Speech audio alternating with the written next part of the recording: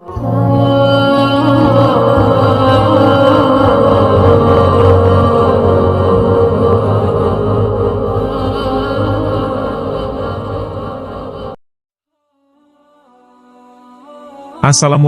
warahmatullahi wabarakatuh.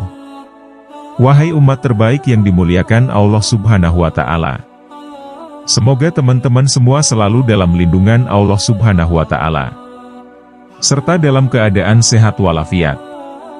Amin ya Rabbal Alamin.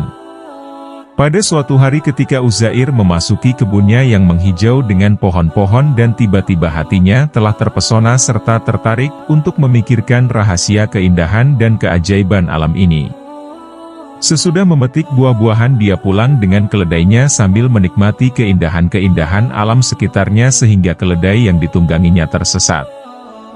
Setelah sekian lama barulah dia sadar bahwa dia telah berada di suatu daerah yang tidak dikenali oleh beliau serta sudah jauh dari negerinya sendiri.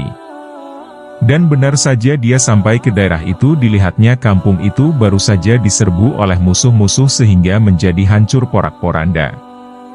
Dan terdapat mayat-mayat manusia yang bergelimpangan yang sudah busuk serta hancur. Melihat pemandangan yang mengerikan itu, dia pun turun dari keledainya dengan membawa 2 keranjang buah-buahan. Manakala keledainya itu diikat di situ, kemudian dia pun duduk bersandar pada dinding sebuah rumah yang sudah runtuh untuk melepaskan penatnya.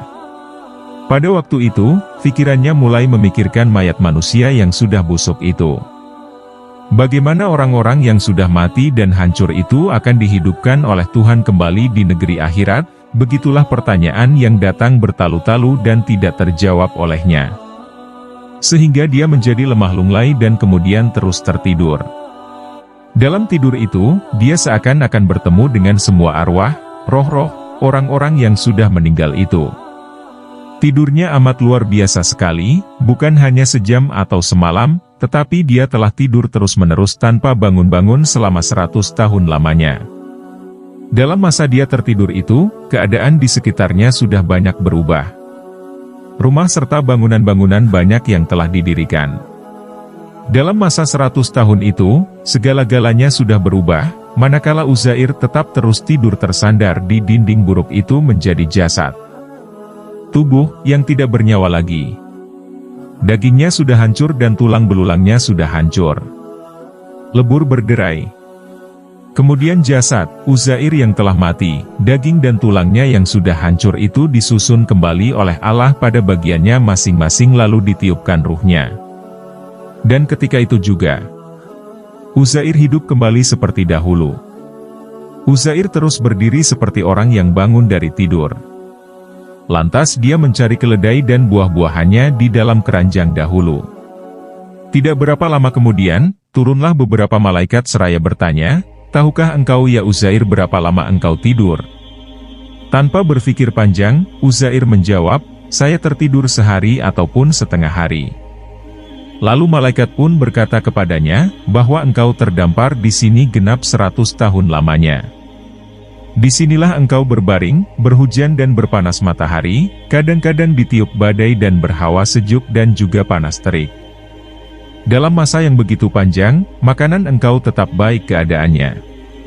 Tetapi coba lihat keadaan keledai itu, dia sendiri pun sudah hancur dan dagingnya sudah busuk. Berkata malaikat lagi, "Lihatlah dan perhatikanlah sungguh-sungguh. Demikianlah kekuasaan Allah. Allah dapat menghidupkan kembali orang yang sudah mati dan mengembalikan jasad-jasad yang sudah hancur lebur dan dengan semudah itu pulalah Tuhan akan membangkitkan semua manusia yang sudah mati itu nanti di akhirat untuk diperiksa dan diadili segala perbuatannya. Hal ini diperlihatkan oleh Tuhan kepada engkau supaya iman engkau tetap, dan engkau sendiri dapat menjadi bukti kepada manusia-manusia lain supaya engkau dan manusia-manusia lain tidak ragu-ragu lagi tentang apa yang diterangkan Tuhan tentang akhirat itu."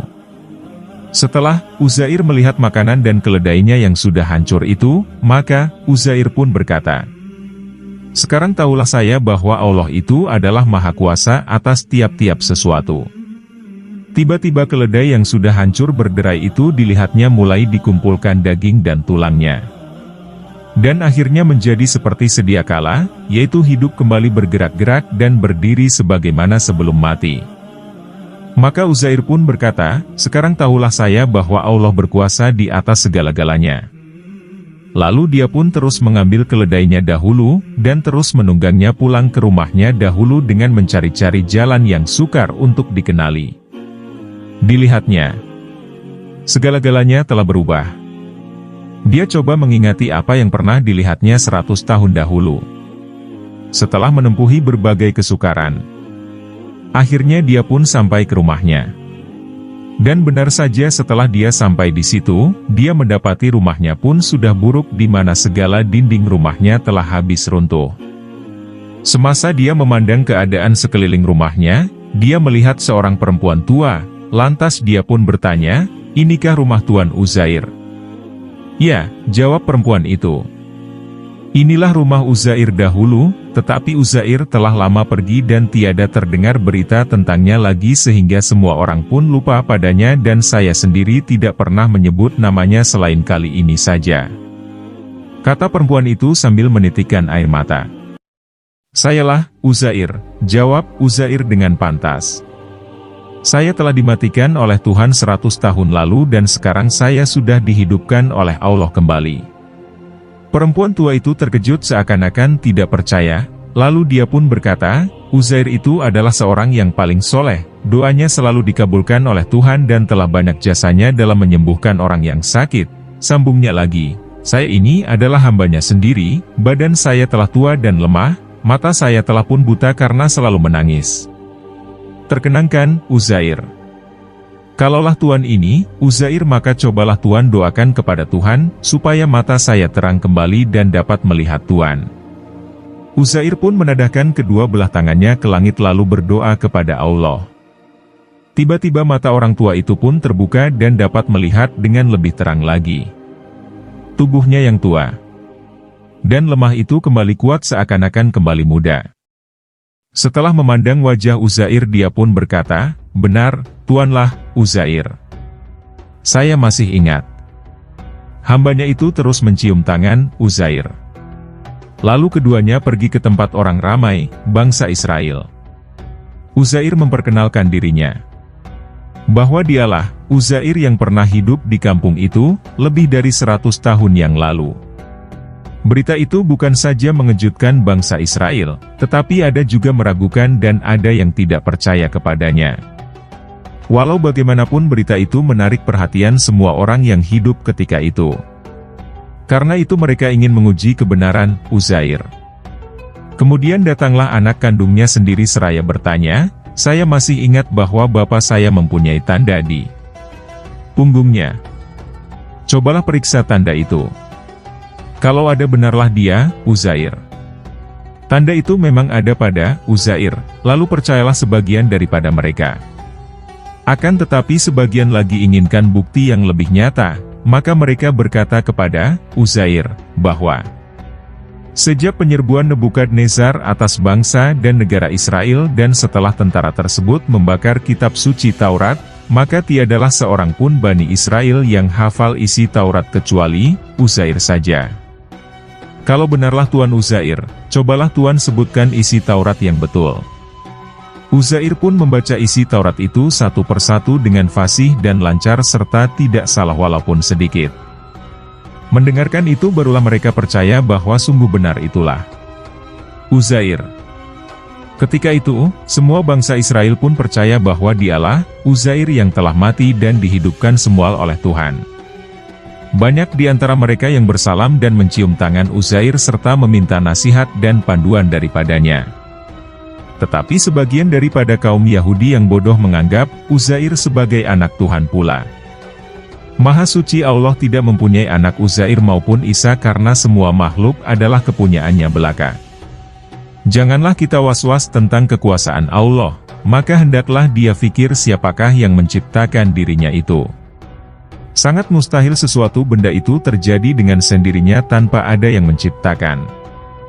Kalau masih ada orang yang ragu-ragu tentang kekuasaan Allah, obatnya hanya satu saja, hendaklah dia membaca dan memahami Al-Quran. Was-was terhadap kekuasaan Allah itu hanya datangnya dari syaitan. Allah Subhanahu wa Ta'ala telah meletakkan otak di dalam kepala kita untuk berpikir. Oleh itu gunakanlah akal kita untuk berpikir. Baiklah teman-teman, semoga kisah barusan bisa kita petik hikmah dan pelajaran di dalamnya. Jika ada kesalahan atau kekeliruan, itu semua murni karena keterbatasan ilmu yang kami miliki. Karena sesungguhnya pengetahuan dan kesempurnaan hanyalah milik Allah Subhanahu wa Ta'ala. Wallahu a'lam bishawab. Akhirul kalam, wassalamualaikum warahmatullahi wabarakatuh.